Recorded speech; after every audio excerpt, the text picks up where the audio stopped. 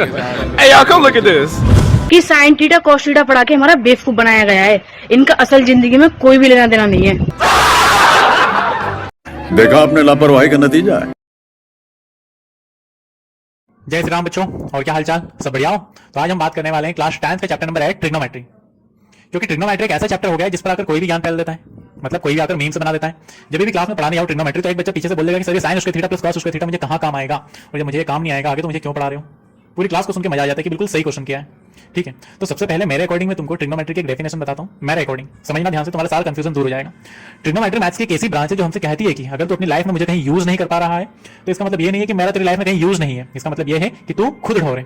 ठीक है, क्योंकि ट्रिग्नोमेट्री हमारे चारों तरफ यूज हो रही है। अगर उसके यूजेस तुमको नहीं दिख रहे हैं तो इसका मतलब ये है कि तुम उसको यूज करने के समझने के लायक नहीं हो। इनडायरेक्टली ट्रिग्नोमेट्री के लिए तुम ना लायक हो, क्योंकि जब तुमको ट्रिग्नोमेट्री के लायक बन जाओगे फिर तुम इसका मजाक नहीं उड़ाओगे, इस पर मीम्स नहीं बनाओगे। तो चलो आज मैं तुमको इस वीडियो से ट्रिग्नोमेट्री को पढ़ने और उसको समझने के लायक बनाता हूं। ठीक है, अब नेक्स्ट टाइम तुमको जब भी कोई ट्रिग्नोमेट्री के ऊपर मीम्स सेंड करें या कुछ कमेंट करें तो उसको ये वीडियो जरूर शेयर करना, ताकि तुम्हारे साथ साथ वो भी ट्रिग्नोमेट्री को पढ़ने और समझने के लायक बन जाए।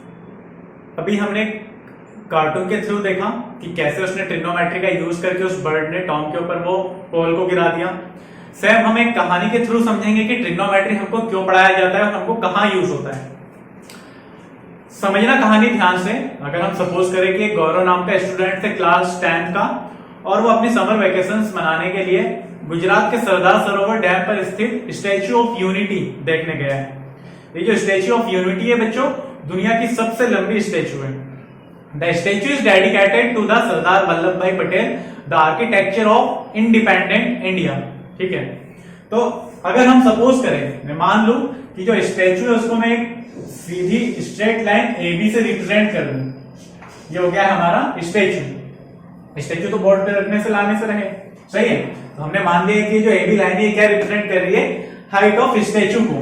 अब मैं सपोज करूं कि जो गौरव है हमारा वो पॉइंट C पे खड़ा हुआ है ना, और ये जो पॉइंट C है वो स्टैच्यू से 105 मीटर की डिस्टेंस पे है, at the distance of 105 metre from the statue. ठीक है, अब गौरव स्टैच्यू के टॉप को देख रहा है, तो एक इमेजिनरी लाइन हम सपोज करेंगे गौरव की आंखों से और स्टैच्यू के टॉप को, जिसको हम बोलते हैं लाइन ऑफ साइट। याद रखना, जब हम चैप्टर को ट्रिग्नोमेट्री को डिटेल में पढ़ेंगे तो ये सारी डेफिनेशन पढ़ेंगे हम वहां पे, क्योंकि मोस्टली पूछी जाती है एग्जाम में लाइन ऑफ साइट क्या होता है। ठीक है, अब लाइन ऑफ साइट, ग्राउंड और स्टैच्यू के बीच में एक राइट एंगल ट्रायंगल बन रहा है, और इसको मानेंगे हम ये परपेंडिकुलर है, मतलब 90 डिग्री है ना। तो राइट एंगल ट्रायंगल बन रहा है जिसके अंदर हमको बेस, इसको बेस बोलते हैं, बेस की लेंथ मिल गई है 105 मीटर। तो इस कंडीशन में तुम बता सकते हो क्या कि स्टैच्यू ऑफ यूनिटी मतलब AB का हाइट कितना होगा। ट्रिग्नोमेट्री से हम यही करते हैं बेटा, जब हमारे पास कोई एक राइट एंगल ट्रायंगल की किसी एक साइड की वैल्यू पता होती है तो ट्रिग्नोमेट्री का यूज करके हम बाकी की अदर दो साइड्स की वैल्यू फाइंड कर सकते हैं। अभी मेरे को बेस पता है, मेरे को फाइंड करना है परपेंडिकुलर, तो ट्रिग्नोमेट्री के अंदर फॉर्मूला निकलता है tan थीटा, जो इज इक्वल होता है P अपॉन B के, परपेंडिकुलर और बेस के। हम यूज कर ले tan थीटा का। अच्छा, ये फॉर्मूला कैसे बनता है तो इसकी वीडियो में तुमको डिस्क्रिप्शन में डाल दूंगा, जिसमें हम ट्रिग्नोमेट्री के सारे फॉर्मूले कैसे याद करने हैं वो क्लियरली अच्छे से समझ लेंगे, क्योंकि ट्रिग्नोमेट्री के अंदर फॉर्मूला ही जीवन है, ध्यान रखना। अगर तुमको सारे फॉर्मूले याद है चैप्टर फटाफट बन जाएगा। तो यूज करते हैं हम यही, tan थीटा इज इक्वल होता है P अपॉन B के, हमको पता है। अब हम मान लें कि जो लाइन ऑफ साइट है उसके और ग्राउंड के बीच बनने वाला एंगल 60 डिग्री है। अगर तो मैं यहां पे थीटा, थीटा मतलब होता है एंगल, तो tan 60 इज इक्वल परपेंडिकुलर कितना आ रहा है हमारा AB, जो कि हमको फाइंड करना है। बेस कितना आ रहा है हमारा 105 मीटर।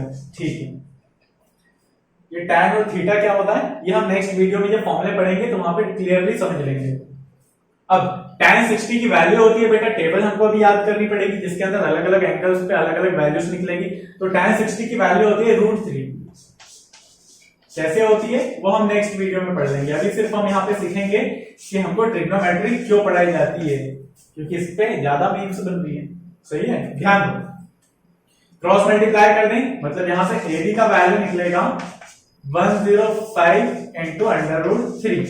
अब √3 की जो वैल्यू होती है वो होती है 1.73, तो मैं √3 की वैल्यू यूज कर लूं यहां पे, तो A B is equal 105 into 1.73 value put कर देता हूं, मल्टीप्लाई करते पहले, हाँ 105 इंटू 173, 3 5 15 और 3 1 3, 7 5 35, 7 1 7 और फिर 501, ठीक है, कितना देगा ये 5 + 1 6, 2 3 6 5 11 की 1, ये 8 और 1 पॉइंट पीछे से 2 डिजिट के बाद तो ये 2 डिजिट का पॉइंट लगा, तो मतलब ए बी आ गया हमारा कितना 181.65 मीटर, सही है। मतलब बिना स्टेचू की लेंथ को टेप से नापे हमने फाइंड कर दिया कि स्टेचू ऑफ यूनिटी का जो हाइट है वो होगा कितना 181.65 मीटर अप्रॉक्स। नेट में सर्च करके देखो यही निकलेगा, ठीक है। अब मेरे को यहां से समझ में आ गया कि ट्रिग्नोमेट्री कहां यूज होता है, राइट एंगल ट्रायंगल की अदर साइड फाइंड करने के लिए जब मेरे पास कोई सी एक साइड हो, और ट्रिग्नोमेट्री सिर्फ राइट एंगल ट्रायंगल में ही एप्लीकेबल होता है, तो लिख देना उसके अंदर नोट डाल के ये trigonometry is applicable only for right angle triangle. अगर इस वीडियो से तुमको क्लियर हो गया हो कि हमको ट्रिग्नोमेट्री स्कूल में क्यों पढ़ाई जाती है, ठीक है ना, ट्रिग्नोमेट्री सच में पढ़नी चाहिए क्या, या फिर सिर्फ मीम्स बनाने के लिए दिया हुआ है अपने क्लास 10th में चैप्टर, क्लियर हो गया हो तो प्लीज चैनल को सब्सक्राइब कर दो, वीडियो को लाइक कर दो, अपने बाकी फ्रेंड्स के साथ शेयर कर दो। इसकी नेक्स्ट वीडियो में हम ट्रिग्नोमेट्री के सारे फॉर्मूलेस देखेंगे, उनको कैसे याद करना है, ठीक है, क्योंकि अगर कोई तुम्हें से 11th 12th में मैथ्स लेगा तो वहां पे trigonometry approx 30 to 40% syllabus maths का सिर्फ ट्रिग्नोमेट्री ही होता है, ठीक है।